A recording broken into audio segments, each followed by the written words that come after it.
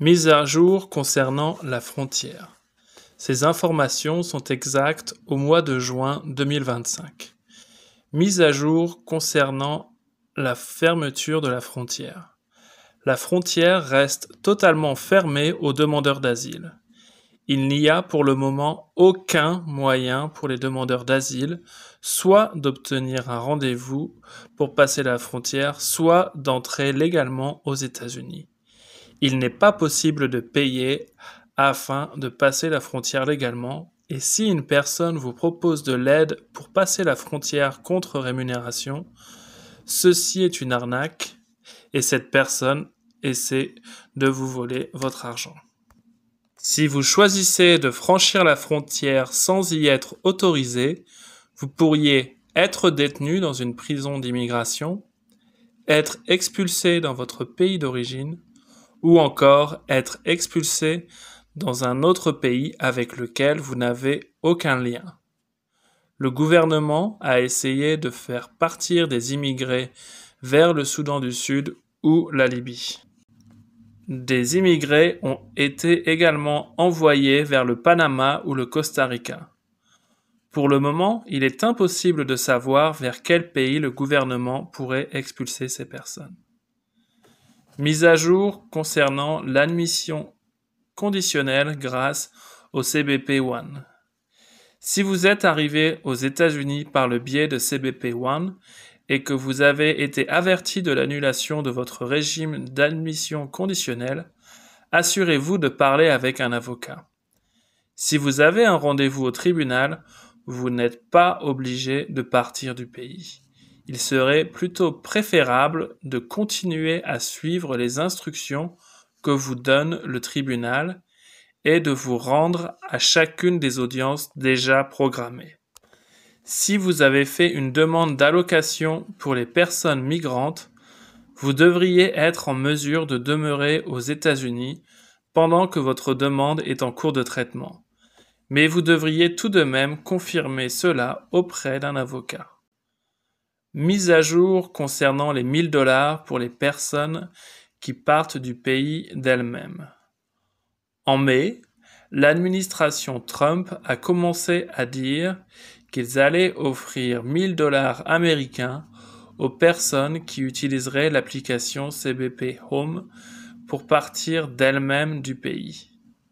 Beaucoup d'avocats et d'associations spécialisées en immigration voient cette offre comme un piège extrêmement trompeur. Si vous envisagez de partir de vous-même, vous devriez consulter un avocat spécialisé dans l'immigration en qui vous avez confiance avant de prendre cette décision. Bien que l'administration Trump soutient que cela permet aux personnes de quitter le pays avec dignité et en sécurité, il y a en réalité des conséquences légales rendant un potentiel retour aux États-Unis extrêmement difficile, voire impossible.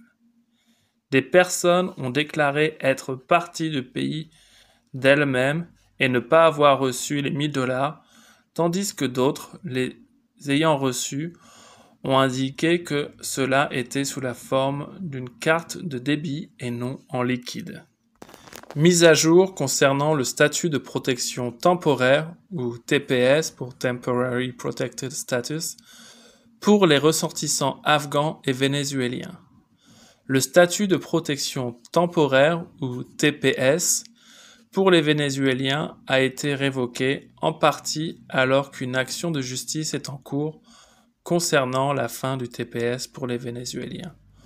Nous vous donnerons plus d'informations prochainement. Il est prévu que le TPS pour les Afghans prenne fin le 14 juillet 2025. Une action en justice est en cours concernant la fin du TPS pour les Afghans. Nous vous donnerons davantage d'informations dès que possible. Mise à jour concernant le régime d'admission conditionnelle pour les ressortissants cubains, haïtiens, nicaraguayens et vénézuéliens, ou CHNV.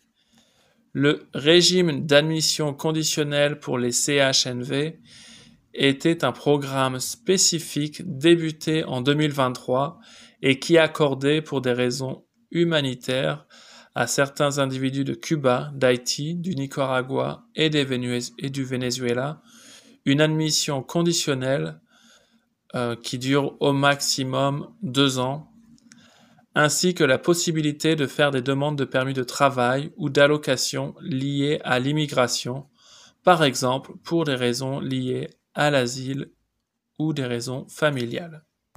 Ce programme a été officiellement terminé au 30 mai 2025, ce qui signifie que les personnes étant entrées grâce à ce programme ont perdu leur statut d'admission conditionnelle et peuvent ne plus avoir de statut légal si elles ne sont pas éligibles à une autre forme d'aide humanitaire. Mise à jour concernant les arrestations faites par ICE lors des rendez-vous aux tribunaux. En mai, ICE a commencé à arrêter et détenir des immigrés qui se rendaient à leurs auditions dans des tribunaux d'immigration et dont les dossiers étaient rejetés par le tribunal. Ces arrestations semblent viser des personnes qui ont franchi la frontière et sont présentes aux États-Unis depuis moins de 2 ans.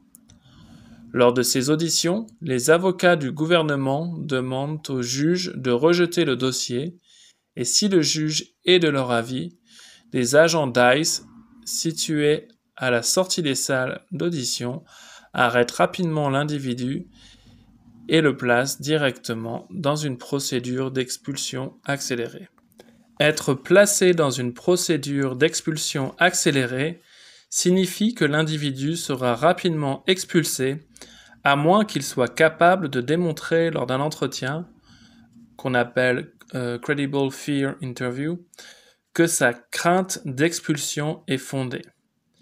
Il est important de comprendre qu'en se rendant au tribunal, l'individu risque certes la détention, mais aussi qu'en ne se rendant pas à son audition, ce même individu recevra ce que l'on appelle un ordre d'expulsion par contumace, donnant à ICE la possibilité de vous détenir ailleurs, comme à votre domicile ou à votre travail. Si vous avez un rendez-vous au tribunal, il est préférable de prévoir avec votre famille que faire au cas où vous seriez détenu. Si possible, vous devriez également essayer de trouver un avocat. Mise à jour concernant les descentes d'ICE à Los Angeles. Des descentes agressives d'ICE ont débuté le 6 juin à Los Angeles lorsque des agents d'ICE ont commencé à arrêter des individus partout dans la ville, notamment au travail de ces individus. Pour le moment, des centaines de personnes ont été arrêtées lors de ces descentes d'ICE et certaines ont même été déjà expulsées. D'autres ont disparu dans des centres de rétention d'ICE. Les endroits où ceux-ci sont détenus sont inconnus puisque ICE ne met pas toujours à jour son système de localisation en ligne. À Los Angeles, des personnes ont commencé à se dresser en solidarité avec les immigrés et à protester contre ICE et ces manifestations se sont propagées dans tout le pays. Trump a choisi d'aggraver la situation en usant de violence contre ces manifestants et en déployant plusieurs agences fédérales comme la Garde nationale. Les politiques concernant l'immigration et la frontière changent rapidement. Ces informations sont exactes au mois de juin 2025, en solidarité à l'Otro Lado.